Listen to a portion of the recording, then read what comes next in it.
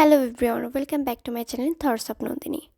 আজকে আমি আপনাদের তৈরি করে দেখাবো নারকেলের নাড়ু। খুবই সহজ একটি রেসিপি, তবে যারা নাড়ু তৈরি করতে গিয়ে ব্যর্থ হয়েছেন তাদের কাছে কিছুটা কঠিন। নাড়ু তৈরি করতে গিয়ে দেখা যায় যে পারফেক্ট বাইন্ডিং আসে না, না হয় বেশি নরম হয়ে যায়, না হয় শক্ত হয়ে ঝুরঝুরে হয়ে যায়। চেষ্টা করছি সব কিছুর সমাধান সহ একটি পারফেক্ট রেসিপি শেয়ার করার জন্য। আশা করছি আপনাদের কাছে রেসিপিটি ভালো লাগবে। তো চলুন মূল রেসিপিতে যাওয়া যাক। তো নারকেলের নাড়ু তৈরি করার জন্য এখানে আমি 4 কাপ পরিমাণ কোরানো নারকেল নিয়েছি। আমি এখানে ফ্রেশ নারকেলটা ইউজ করছি, আপনারা কেউ চাইলে ফ্রোজেনটা দিয়েও এই নাড়ুটা তৈরি করতে পারেন।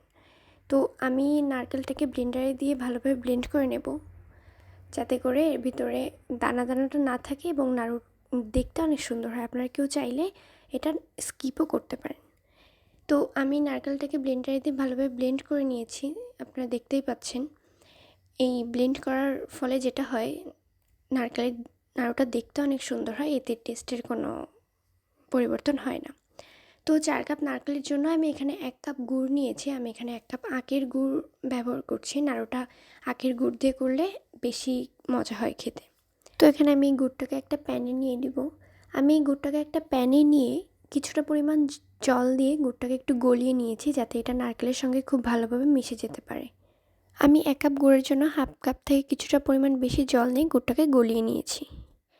এবার এর ভিতরে যে কোরানো নারকেলটা ছিল সেটা দিয়ে দিব।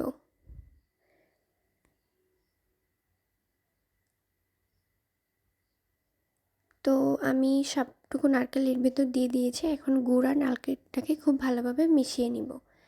এখানে এই নারকেলটা দেওয়ার পরে এটা খুব ফুটতে থাকবে, তো সাবধানতা অবলম্বন করবেন যাতে এটা ছিটে এসে না লাগে। তো আমি গুড় আর নারকেলটাকে খুব ভালোভাবে মিশিয়ে নিয়েছি। এবার এগুলোকে অনবরত নাড়তে থাকবো এবং গ্যাসের ফ্লেমটা রাখবো মিডিয়াম টু লোতে। এই পর্যায়ে গ্যাসের ফ্লেমটা কোনোভাবেই জোরে দেওয়া যাবে না, তাহলে কিন্তু তল থেকে ধরে উঠবে এবং নাড়ুটা খেতে একদমই ভালো লাগবে না। তো এটাকে অনবরত নাড়তে থাকতে হবে যতক্ষণ না পর্যন্ত এর জলটা শুকিয়ে আসে। তো এই পর্যায়ে কিছুটা জল শুকিয়ে এসেছে। এই পর্যায়ে আমি এর মধ্যে দিয়ে দিব 1 প্যাকেট পরিমাণ গুঁড়ো দুধ। গুঁড়ো দুধটা দেওয়ার ফলে নাড়ুর টেস্টটা অনেক বেশি ভালো আসে। আপনারা যদি কেউ কখনো না দিয়ে থাকেন তাহলে আমি বলবো একবার হলেও দিয়ে দেখবেন। এটা নাড়ুর টেস্টটা আসলেই অনেক ভালো আসে, ভীষণ মজা হয় খেতে। তো আমি গুঁড়ো দুধটা দিয়ে খুব ভালোভাবে নেড়ে নিচ্ছি, যাতে গুঁড়ো দুধটা খুব ভালোভাবে নারকেলের সাথে মিশে যায়। এরকম আরও সুন্দর সুন্দর টিপস অ্যান্ড ট্রিক্স সহ রেসিপি পেতে আমার চ্যানেলটা সাবস্ক্রাইব করে আমার পাশে থাকবেন। তো এ পর্যায়ে আমি গুঁড়ো দুধটা ভালোভাবে মিশিয়ে নিয়েছি এবং দেখতেই পাচ্ছেন জলটা অনেকটাই পরিমাণ শুকিয়ে এসেছে। তো এ পর্যায়ে এটাকে অনবরত নাড়তে হবে।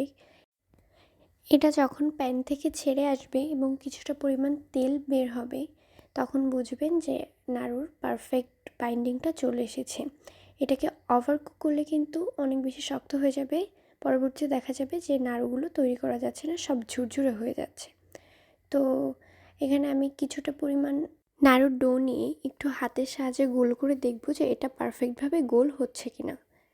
তো এখানে আমি কিছুটা পরিমাণ নিয়ে নিয়েছি এবং দেখুন আমি হাত দিয়ে গোল করছি। তো এটা খুব পারফেক্টভাবে হচ্ছে এবং খুব হাতে লেগেও যাচ্ছে না। এ পর্যায়ে বুঝবেন এটা পারফেক্টলি হয়ে গেছে। তো আমি প্যান থেকে নামিয়ে নিয়েছি। এবার এটা কিছুটা ঠান্ডা হলে হাতের সাহায্যে গোল করে নাড়ুর শেপ দিয়ে নিব। এটা অনেক বেশি ঠান্ডা করতে যাবেন না, তাহলে কিন্তু পরবর্তীতে ঝুরঝুরে হয়ে যাবে আর নাড়ুর শেপ দিতে পারবেন না। তো এটা কিছুটা গরম থাকা অবস্থাতেই নাড়ুগুলো তৈরি করে নিতে হবে। তো এখানে আমি একটা নাড়ু তৈরি করে নিয়েছি। একইভাবে সবগুলো নাড়ু আমি তৈরি করে নিব। দেখুন কত সুন্দর হয়েছে নাড়ুগুলো। তো একই প্রসেসে আমি সবগুলো নাড়ু তৈরি করে নিয়েছি। তো এই সেম প্রসেসে আপনারা বাসায় একবার হলেও ট্রাই করবেন। আশা করি আপনাদের নাড়ু এবার পারফেক্ট হবে। তো বাসায় ট্রাই করলে অবশ্যই আমাকে কমেন্টে জানাবেন। রেসিপিটা ভালো লাগলে অবশ্যই একটা লাইক করবেন এবং আপনাদের ফ্রেন্ডস আর ফ্যামিলির সাথে শেয়ার করবেন। সবাইকে ধন্যবাদ।